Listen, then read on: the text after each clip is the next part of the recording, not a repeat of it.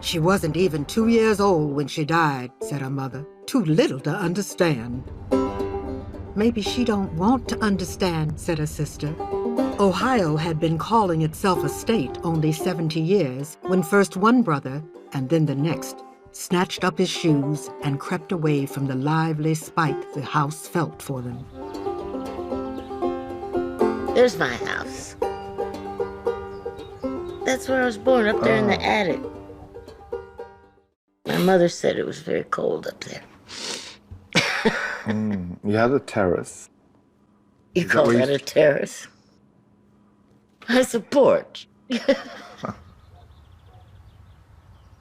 Only hookers were born in hospitals in those days. Really?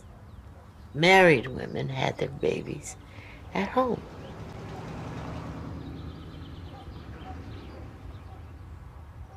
For a baby, she throws a powerful spell, said Denver. No more powerful than the way I loved her, Sethe answered. Who would have thought a little old baby could harbor so much rage? We could move, Sethe suggested once.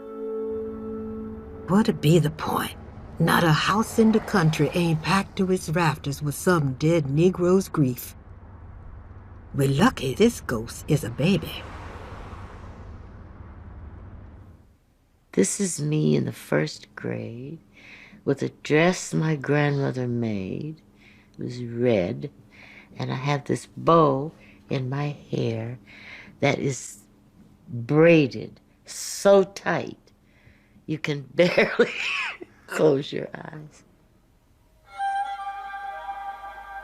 That little girl is now often called America's national writer, their first lady of literature. She's now an honored citizen of her hometown. Who is Toni Morrison? Zoe? It says here that Toni was the first African-American and the 8th woman to win the Nobel Prize. I think that's cool because she must have inspired a lot of African-American people. What would you thank her for? I would thank her for writing these books because so we know how people feel back then. She shows what African Americans had to go through. Now I can have friends that are different races like Julian because he's my best friend. Discrimination is still going on till today because some people hate the president that we have because of his race. Toni Morrison has reimagined her own past, and with it, that of Black America, especially of Black women. I always felt like a partial American or as kind of a fraudulent American. And finally not American at all, just I felt like a Black person. But when this Nobel Prize was given to me, I felt American, probably for the first time. Toni Morrison får årets Nobelpris i litteratur.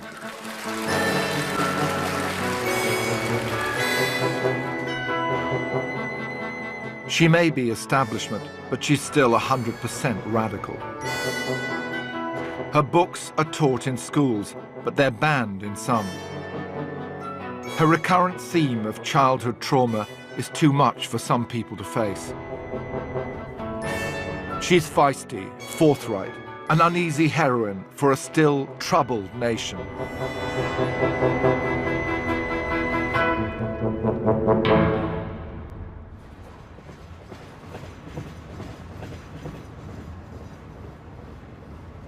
Nowadays, Toni Morrison lives in an apartment high up in downtown Manhattan.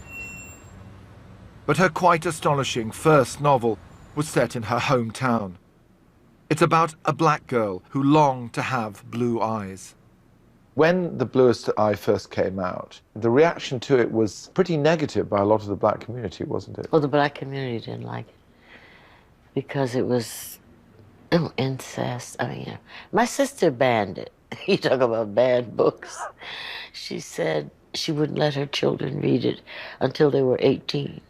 And they didn't sell any copies of it. It was very low. And I got $3,000, which I spent taking my mother and my father and my children to Aruba. We had a hell of a time. It was fantastic. For people who never, you know, my mother came home, she was talking about, do you know what? They wash out your tub.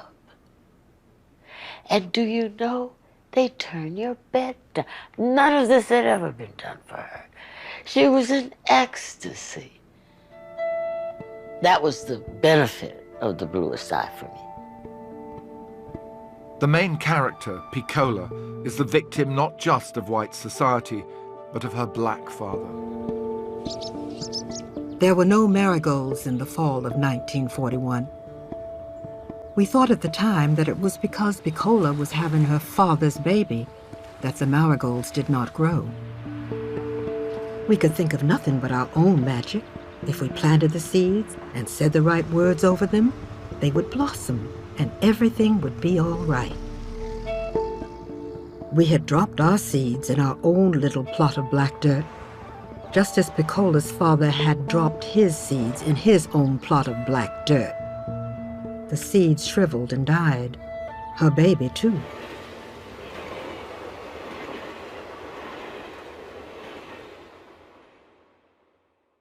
The trigger for that creation of Piccola in The Bluest Eye Was, in fact, a girl that you met at school, was it? It was. I think we were 10 or 11. She was a close friend, and we were quarreling about the existence of God. And I was very certain that there was a God, and she was very certain that there was not. And then she stopped the conversation and the argument by saying she had proof of his non-existence. And I said, what is it? And she said, I have been praying for 2 years for blue eyes. And obviously he has not delivered. It was a real epiphany, because I looked at her and thought, this would be awful if God had given her blue eyes. And I realized she was absolutely beautiful. And at 10, you don't think in those terms. Somebody's cute or, you know, whatever, but not beauty. And that was the first time I saw it. She's very dark. She had these wonderful almond eyes, high cheekbones, loved, I mean, you could go on. And she wanted something other. Well, you know, we all had these little dolls, these little blonde dolls that the grown-ups gave us with affection. And the Shirley Temple, and the Mary Janes, oh, and God. all those things. The Bojangles. Oh, yeah.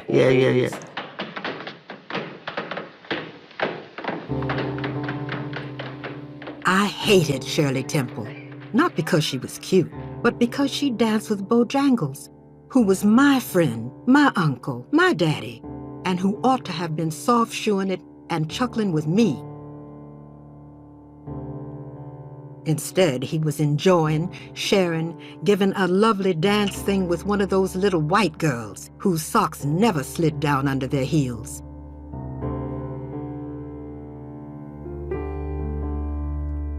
I destroyed white baby dolls. But the dismembering of dolls was not the true horror. The truly horrifying thing was the transference of the same impulses to little white girls.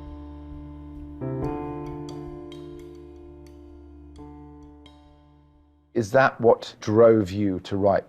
Because you had to tell a story because you felt it hadn't been told? I thought somebody probably wrote that book, but I didn't know what it was. And every little black child in literature or in theater was a joke or a pet, a topsy, like in Uncle Tom's Cabin. And I was one of those little people, and I wanted to read about such a child. It took 5 years for me to write that really small book, to pay attention to this child. It maybe she's in difficulty. She's obviously hurt. She's abused and misused. But take her seriously, please. It was a world full of secrets. There used to be a house behind our house. A small little, almost like a shed. And a woman lived in there, and her name was Trope. We were not allowed to go there. My grandmother thought she wasn't a streetwalker, but she invited people in. Nice looking woman. And I thought about her a lot because she was the hidden, don't go over there because. Other places were out of bounds too. We can't go all the way to the lake. Yes, we can. Come on. We walked down tree-lined streets of soft gray houses leaning like tired ladies. The streets changed. Houses looked more sturdy, their paint was newer, porch posts straighter, yards deeper.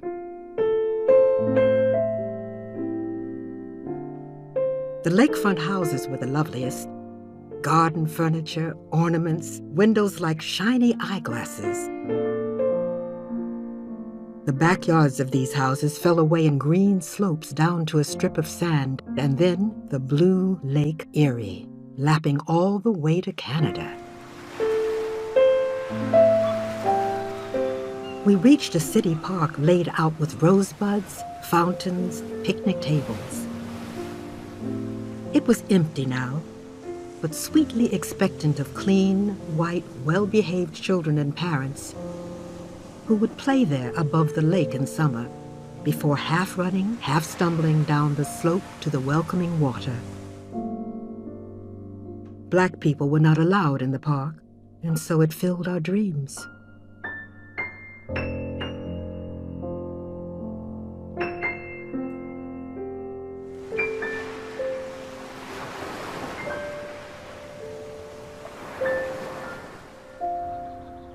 Toni was looking back to her childhood in the 30s and 40s, the sense of exclusion, the longing to be white.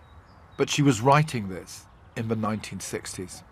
There was a black proposition around, and black is beautiful in the 60s, and a sort of sense of, let's move on. But you weren't ready to move on. You wanted to go back. No. I thought there was this little, I understood black is beautiful. But that was a generation a little bit younger than me. And I thought, wait a minute, you have to say that? Of course we are. And then, is that all? It's about beauty again? Is that what makes us human? Acceptable? And besides, it's too frail. It was part of what I really despised, which was addressing white people. Who are you talking to? You talking to me? No, I know I'm beautiful. Or it doesn't matter to me. You're talking to white people who are saying you're not, and therefore you should be segregated or oppressed. I'm not talking to white people. I'm talking in my books. I'm reading them. So I'm talking to me, which means I'm talking to black people. Whereas actually whatever black is beautiful was, it was a sort of, belonged to the white gaze. That's right. It was the white man's gaze. Which is your phrase, which is... Yes, that's what I wanted to avoid. Once, I always say this, once I took white people out, I say white men, but I meant white people, it's like the whole world opened up. You could imagine anything, everything. It was instead of that little, what Jimmy Baldwin used to say, inside each of us, a little white man lives on our shoulders. What's remarkable in your books is the empathy you show for men as well as women. Even the rapist of this vulnerable child, he himself is vulnerable. There is that terrible scene. Yeah, where he is caught. His first sexual encounter. Yeah, when he's innocent. He's innocent. After some trouble with the buttons, Charlie dropped his pants down to his knees. But the excitement collecting inside him made him close his eyes and regard her moans as no more than pine sighs over his head. Just as he felt an explosion threaten, Darlene froze and cried out. He thought he'd hurt her, but when he looked at her face, she was staring wildly at something over his shoulder. He jerked around. There stood two white men, one with a spirit lamp, the other with a flashlight. There was no mistake about their being white. He could smell it. The men had long guns. "Get on with it, nigger," said the flashlight one. "Sir," said Charlie, trying to find a buttonhole. "I said, get on with it, and make it good, nigger, make it good." There was no place for Charlie's eyes to go.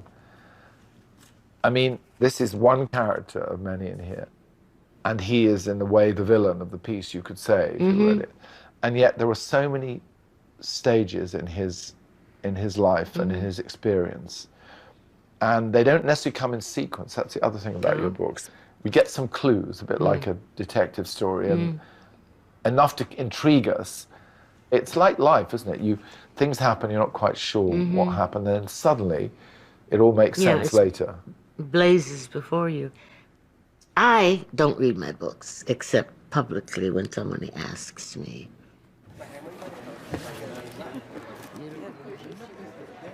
You know, I read Beloved a couple of weeks ago. I was signing it for somebody. Thank you so much. You're welcome. And I just happened to turn to the first page, and I started reading, and I kept reading, and I kept reading. And I said to him, something I normally don't say, I sometimes think, I said, it's really good.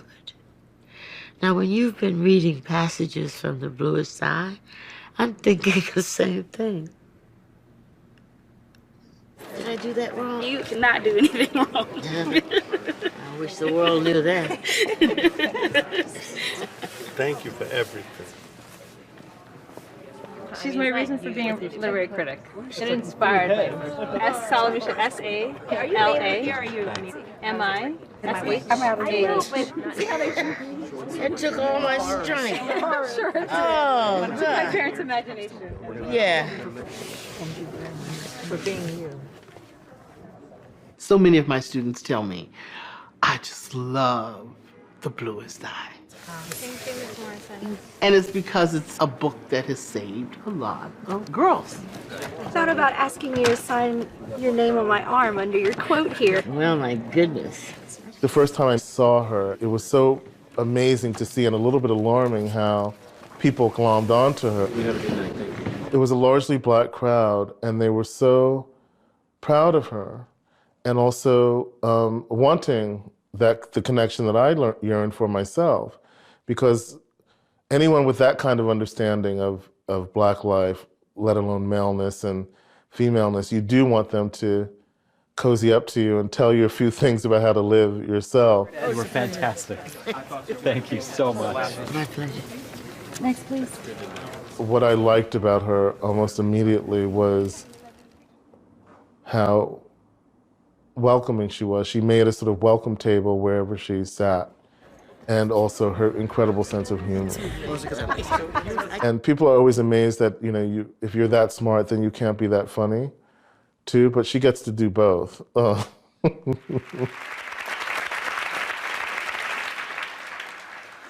Would you get us started with a reading from that novel before we start our conversation? I just happened to have... Toni Morrison is making a now rare public appearance to promote her new book. Now, if I pause in the reading, it's not because I don't know what's going on. It's that I think I probably need and don't have my glasses. At any rate, I'm just going to read a couple of pages in the voice and tell the story of a young girl who is called Rain, because that's where the people who are taking care of her found her, sitting on the steps, shivering in the rain. I don't want to kill them like I used to when I first got here. But then I wanted to kill everybody until they brought me a kitten. She's a cat now, and I tell her everything. My black lady listens to me tell how it was. Steve won't let me talk about it, neither will Evelyn. They think I can read, but I can't. Well, maybe a little signs and stuff. Evelyn's trying to teach me. She calls it homeschooling. I call it home drooling and home fooling. We're a fake family. Okay, but fake. Evelyn is a good substitute mother, but I'd rather have a sister like my black lady. When we started walking back home, after I told her everything about my life, before Evelyn and Steve, a truck with big boys in it passed us. One of them hollered, "Hey, Rain, who's your mammy?" My black lady didn't turn around, but I stuck out my tongue and thumbed my nose at him. One of them was Regis, a boy I know, because he comes to our house sometimes with his father to give us firewood or baskets of corn. The driver, an older boy, turned the truck around so they could come after us. Regis pointed a shotgun just like Steve's at us.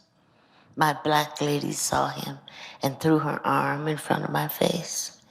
The bird shot messed up her hand and arm. We fell, both of us, her on top of me. My heart was beating fast because nobody had done that before. I mean, Steve and Evelyn took me in and all, but nobody put their own self in danger to save me. You really inspired me. Good. Toni has a fantastic memory, especially for childhood. She really remembers how a small thing can overwhelm a child. You know, the taste of something or the ability that children have to do that. And most adults lose this ability. I know a lot about Toni's childhood that she's discussed with me. And I mean, certainly, I mean, what's amazing to me is that Toni is not, she's not an angry person. You know, there's a lot of anger in her books. And it's an anger that obviously partakes of the totally appropriate anger of American blacks about what was done to them and what is still being done to them in a very different way. But that's always mixed with something personal. And I don't know Toni's history as a child, as a young girl, enough to know whether she is an angry person or was an angry person, and that the anger that she expresses for this external reason, the history of blacks in America, isn't also connected to a personal anger, because you can't separate these things. You talk about your father, his anger with white men. How did that manifest itself when you were a child? Well, he wouldn't let them in the house. You know, an insurance guy would have to stand out if he was in the house. And he always said they will never be better. Nothing good will happen with white people, ever. And it was personal. I think I was telling a story of watching him throw a white man down the steps. And the person I was talking to said, "Well, didn't you feel horrified at the violence?" And I said, "No." I thought, oh, my father is strong enough to protect me.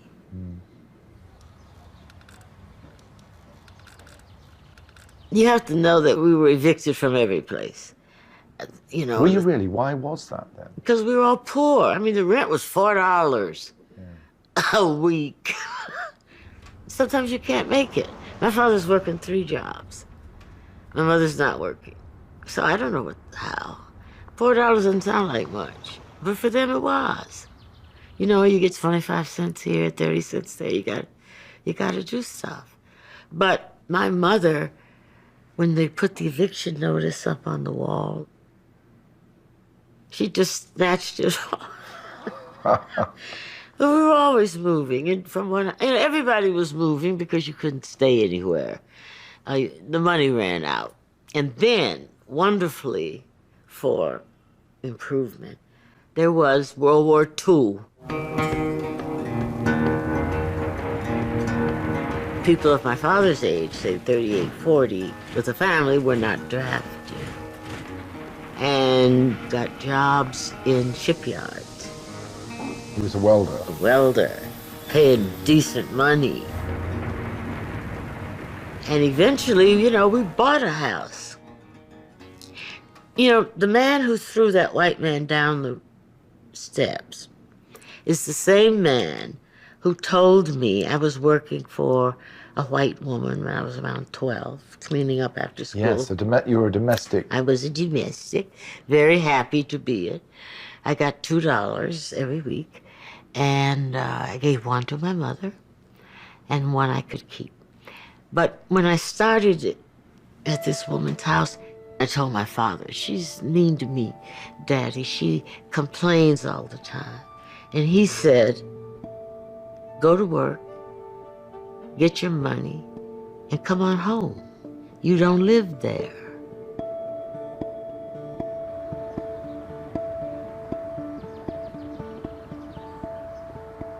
One place she virtually did live was the local library, where she read, and later got a job that she much preferred to cleaning. In those days, children's books, the fairy tales, were on the bottom shelf where you could read them.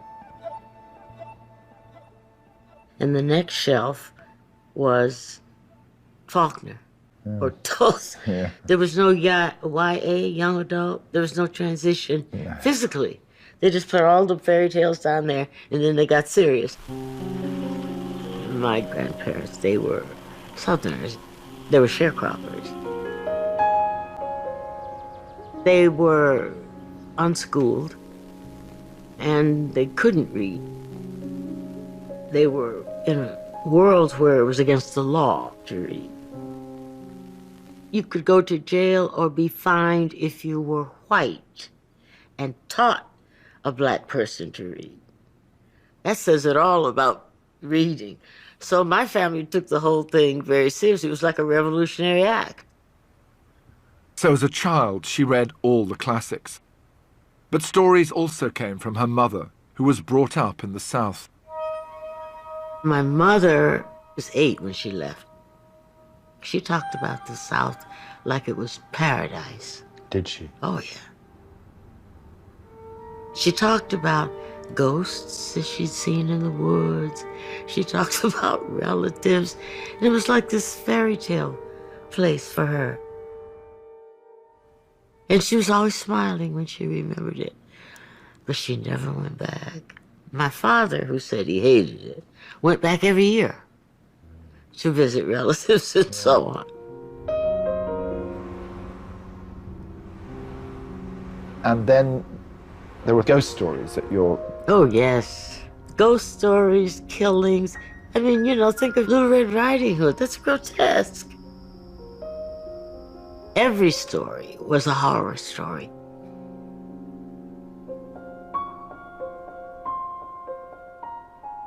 Then there was the radio. When you listen to a little 15-minute narrative on the radio as it was in the 30s, you had to imagine it because you could only hear it. You had to picture it. Yes, you had to picture it. You sinners, hear my call. Satan's waiting for you all. The third thing, which is really important, is that my mother sang all the time. And she had the best voice I have ever heard in my life. You know, maybe Jessie Norman, but that's a tight race.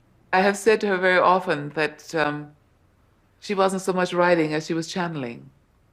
The ancestors were speaking through her, and I think they continue to do so. And she doesn't deny it. She accepts my silliness when I'm talking to her about her writing. But I really do feel that there is so much to be said, so many experiences, the collective and the individual experiences.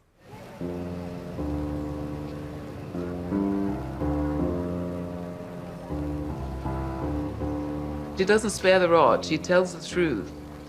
And she tells it in a way that makes it possible for people who are resistant to this history to simply, they're forced to embrace it, forced to acknowledge it, and forced to recognize the power of her words, my goodness. It's after the Civil War, and black Southerners are establishing their own settlements in the West.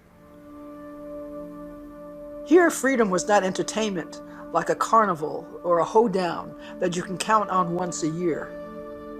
Here, freedom was a test administered by the natural world that a man had to take for himself every day. And if he passed enough tests long enough, he was king. They were proud that none of their women had ever worked in a white man's kitchen or nursed a white child.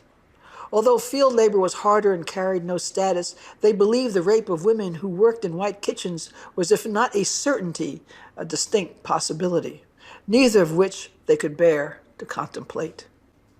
So they exchanged that danger for the relative safety of brutal work. Toni does most of her writing now, not in her New York apartment, but in her boathouse up the Hudson River.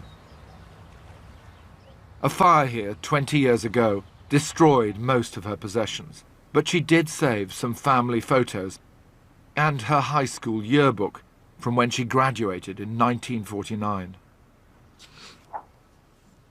We're nearly there, the V's. Those are the V's? Yeah. She was called Chloe Wofford then.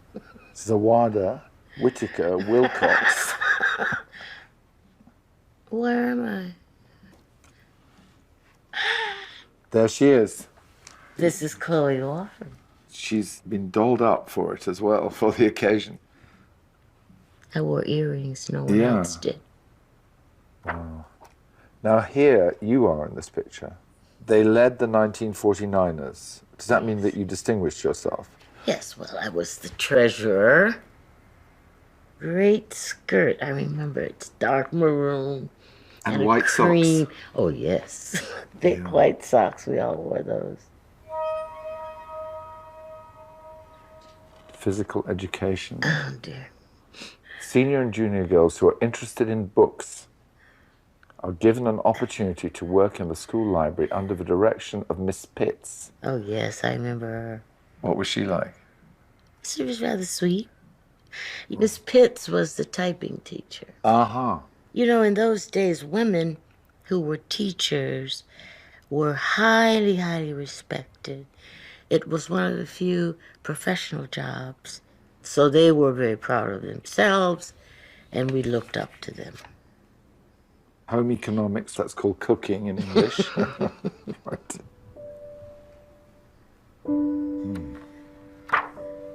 Dear Lord.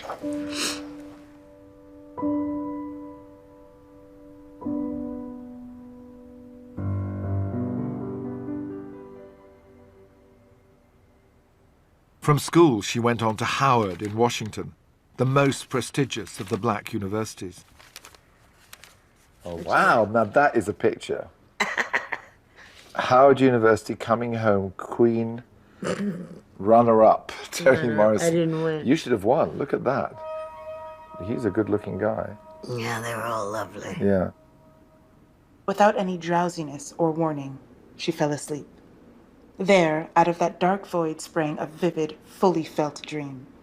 Booker's hand was moving between her thighs, and when her arms flew up and closed over his back, he extracted his fingers and slid between her legs what they call the pride and wealth of nations. She wrapped her legs around his rocking hips as though to slow them or help them or keep them there. Bride woke up moist and humming. I did say to Tony very early on, I really like your sex scenes. So I know, it's like more. Oh, yeah, but they're also different, aren't they? The book is full of them. There's one in Sula where Sula gets into bed with her lover and wants desperately for him to make love to her, and he won't. And I remember as a teenager, I thought, this is horrible. This is like my idea of a nightmare. And this one completely different. They're all different, but luscious. God Help the Child gives a modern twist to the themes of her first novel, the favouring of light-skinned over dark, not just white over black, but a hierarchy among black people too. This reared its head at college in the South.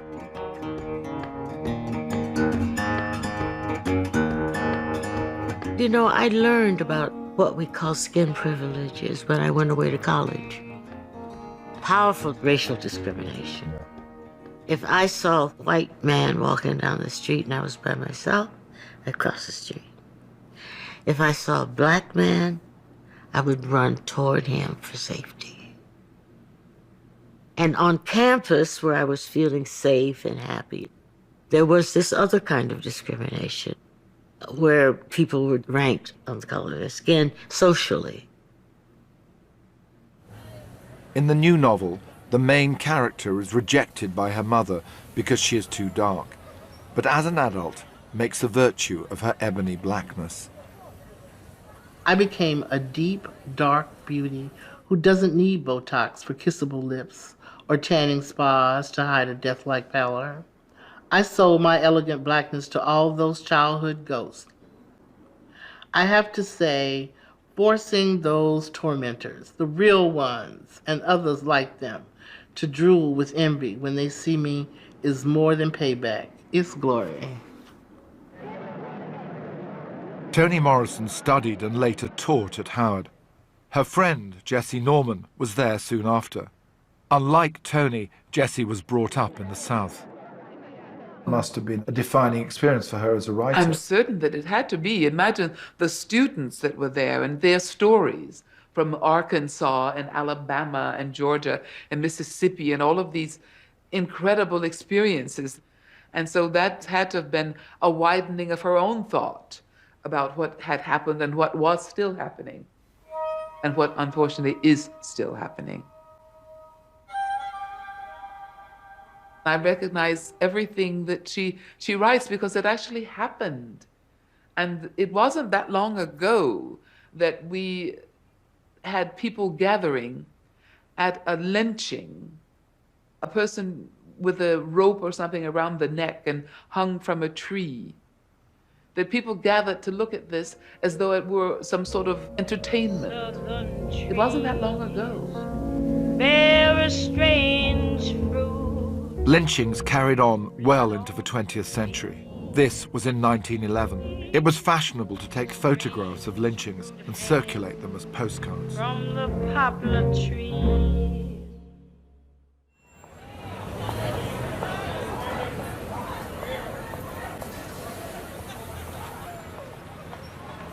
Toni Morrison put pictures like that into a book she edited, The Black Book, a sort of scrapbook which gave black people a history. The book for which she later became famous, beloved, was inspired by this cutting. When the slave hunters came to the house in which they were concealed, she caught a shovel and struck 2 of her children on the head and cut the throat of the 3rd.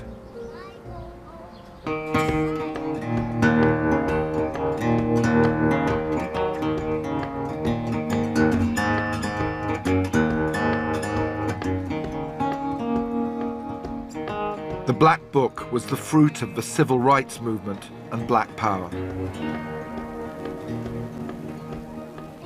She was now Toni, not Chloe, and Morrison after a man she'd married and divorced.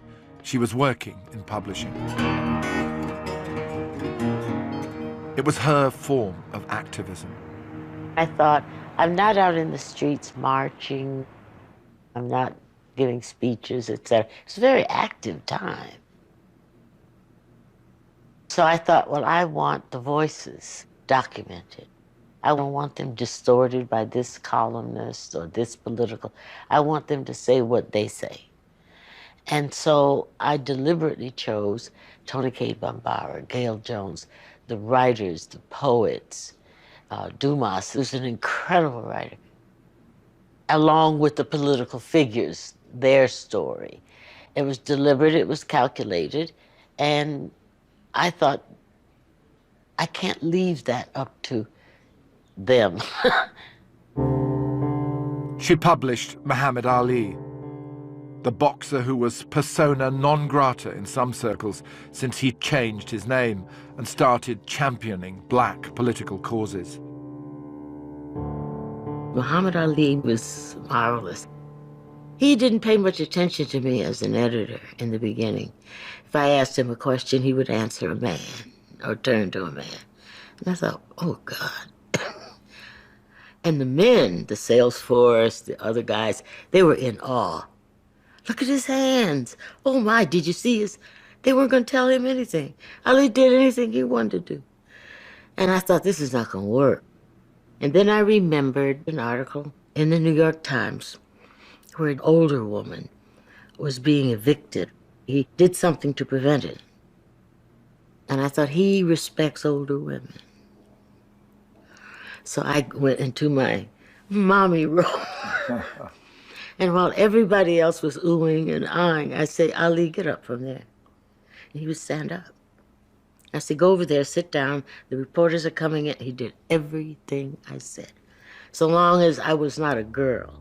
It's extremely difficult to win the revolutionary struggle. No more prisons! In the lengthening list of embattled black militants, the name and already the legend of Angela Davis are unique. Another fighter that Toni edited was the FBI's most wanted, Angela Davis, a young academic, a communist, a Black Panther. She bought the gun that was used by black prisoners in an escape bid. A highly controversial figure, she became a heroine of the left. Toni Morrison contacted me shortly after I was released from jail. She raised the prospect of my writing an autobiography. My first response was how old was I then? I think I was 27. How could I possibly write an autobiography? I was far too young. So that was the beginning of our friendship. Angela came to the office and we talked to see whether she liked or trusted me. And she did. And so she wrote the book. I edited it, shaped it a little bit. She helped me to think about a very different type of writing by asking me, well, what was in the room? What did it look like? What did it sound like? And eventually, the autobiography emerged from those conversations. Morrison was a mentor to others, but all the while she was writing.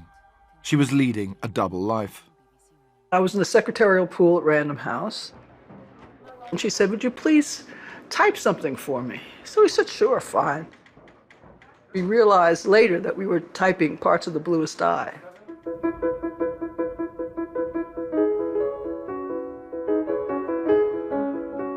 I would often ride with her from her house to the office in Manhattan. She always had a small pad nearby and a pen. And when the traffic stopped, she would write something. She was also a single mother with 2 small sons. And at her house, cooking for her sons, she might take 30 seconds out of that task and she would scribble something down.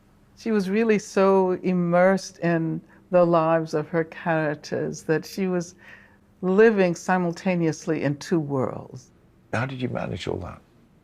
I am only aware now of the errors I made, the difficulties, because during the time of rearing them and working and running about, it was just the next thing to do.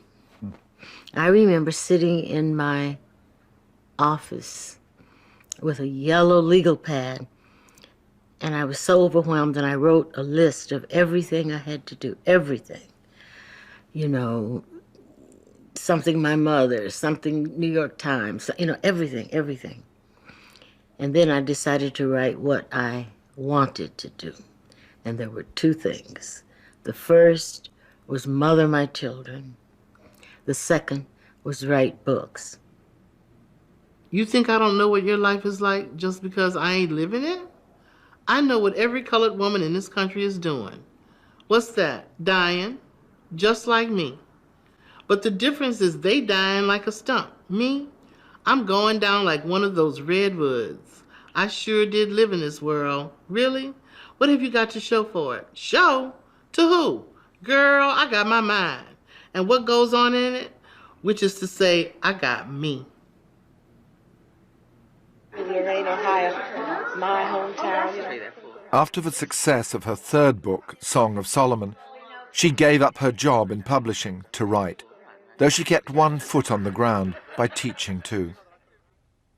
She wasn't just championing women and their lives, she wanted men to be free too.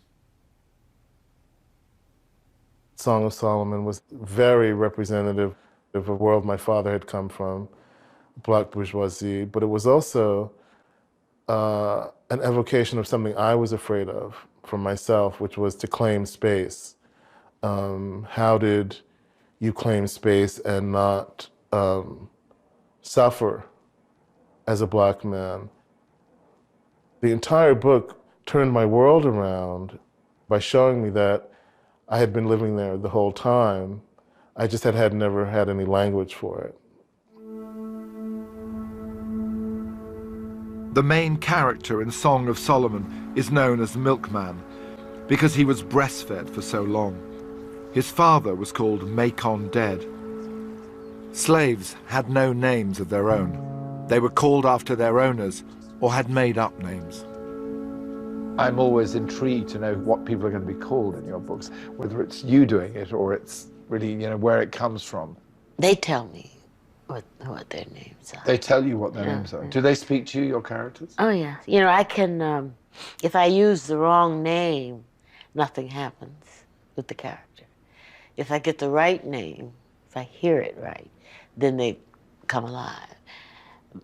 They sometimes kind of threaten you a little bit. In Song of Solomon pilot, I had to shut her up. Macon Dead. Where did that come from?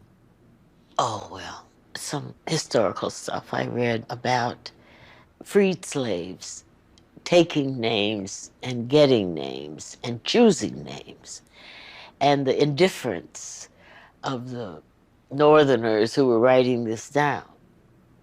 Papa couldn't read, couldn't even sign his name, had a mark he used. They tricked him.